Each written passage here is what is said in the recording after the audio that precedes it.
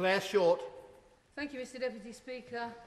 I wish to focus my remarks today on the short time available, and I still resent the guillotining of everything, and I think it's one of the reasons for the diminution of the authority of the House of Commons, and I'd like to put that on record. But I want to focus on why we need an inquiry and to argue that the reasons are so profound that the inquiry must take place in public. The inquiry team needs to be strengthened in the way in which has been argued, military, legal, a senior politician, and that witnesses need to give evidence under oath. There are some who have commented that we do not need an inquiry because the books have been written, the documents have leaked, America has changed its policy, and therefore there's nothing new to be said. I think it's true that those who have read the books and scrutinised the leaked documents already know the truth, but it would be deeply shameful if this House of Commons never required an official inquiry to try to put on record the truth of how we went to war and reflect on what it means for, one, the unreliability of the British system of government, and two, the obsessive focus on staying close to the United States of America, which dominates the foreign policy thinking of New Labour and the opposition and the Liberal Democrats even, who with their very honourable record on the war are not entirely free from, because that is really the explanation of the error, and if we don't attend to these things, similar errors will be made in future. I believe that because of this nodding donkey to American foreign policy, right or wrong, that the contribution of the UK to resolving some of the complex and fearsome problems of the coming decades will be very limited indeed. I think this humiliates us. I think this is an enormously profound and serious question. And coming out of the inquiry, if we went to Iraq because we wanted to please President Bush, or Tony Blair wanted to please President Bush, then that kind of error will be repeated. Happily, of course, America, after a big semi-revolution, has changed its president and completely changed its policy. Britain follows along the new president. I, of course, prefer the new president, but we didn't even have a debate or a discussion about whether we should change our policy. How humiliating is that? Certainly I'll give way.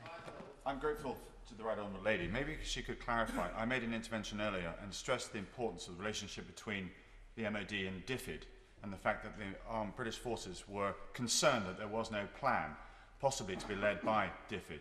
Could she confirm that in March 2003, when she was actually responsible for that department, that she sent a diktat out to all the directors in her department advising not to get involved, not to participate in the planning because she thought the war might be illegal?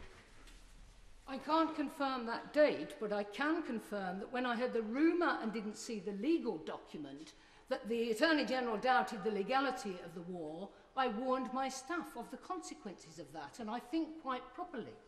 And I think that's part of the shame of it all, but I will come on to the preparations. There were preparations that were then all junked because of the hubris and deceit that went into preparing for war.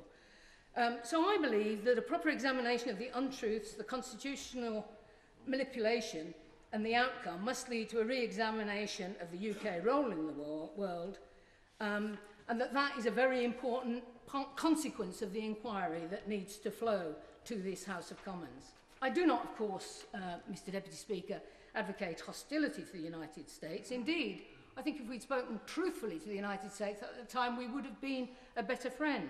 But I yearn for an honest appraisal of the dangers the world and the UK faces, and an intelligent discussion of the contribution we could make, working with others to the establishment of a more equitable and just world order, capable of dealing with the disorder that's going to come to us because of climate change. And it is my view that if we don't do better to bring justice to the Middle East, the capacity of the international system to cooperate to deal with those challenges is going to be broken and weakened, with desperately serious consequences for all of us.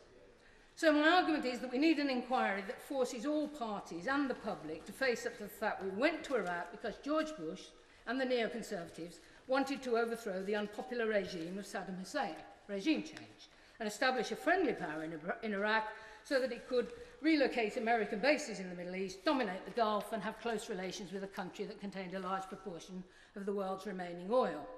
All of this is laid out, as the Honourable Member for Flint said, for all to read in the documents published by the Project for the New American Century, which many of those who became senior figures in the Bush administration had signed up to. The US, of course, expected the invasion of Iraq to be popular with Iraqis and therefore thought it would help to stabilise the Middle East. The only problem was that international law, laid down with the leadership of President Roosevelt and the support of Prime Minister Churchill at the time, after the Second World War, did not permit this. And thus the lying became necessary in order to do what the neoconservatives thought to be right. In the case of Tony Blair, I didn't know if he had the published documents of the Project for the New American Century drawn to his attention. They were certainly not drawn to the attention of the cabinet, but I think he was desperate to be close to George Bush, worried that he wouldn't be because of the closeness of his relationships with President Clinton, and therefore gave his word early on that Britain would be with him in the planned invasion of Iraq. From this it all flows. The exaggeration of the threat from WMD to give an excuse for war because regime change is not legal. The Butler report and the various leaks from our intelligence agencies have shown that the intelligence was being fixed around the policy. Hans Blix started out believing there were WMD in Iraq, but as he found and reported there were not, and he reported to the Security Council what he'd found, and he also achieved the dismantling of large numbers of ballistic missiles, he was briefed against and smeared because his truthful findings were obstructing the excuse for war. In the matter of international law, the neoconservatives had no concern. They repeatedly made clear their profound disrespect for the United Nations and the constraints of international law. They wanted to keep the UK with them because a majority of US citizens said yes to war in coalition, but not alone. And the UK had to pretend to respect international law, and thus the game that was played at the United Nations. We should all remember that the UK ambassador to the UN, Sir Jeremy Greenstock, whom I like and admire enormously, gave a shameful undertaking on behalf of the UK when the first resolution was passed that there was no automaticity, no authority for war without another resolution.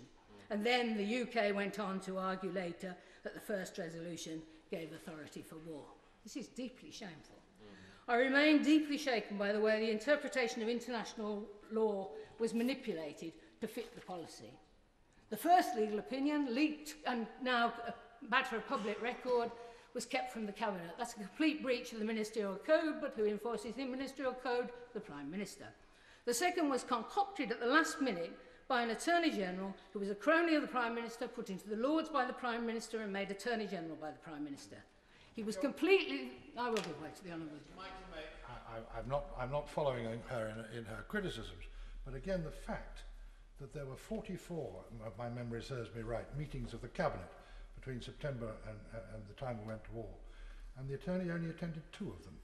Did the Right Honourable Lady who was there find it strange that in this legal morass the government's legal advisor was never there? All the Cabinet meetings were little chats. There were never a proper consideration of all the options. This is terrifying but true, and it means our political institutions are unreliable and incapable of making proper considered decisions.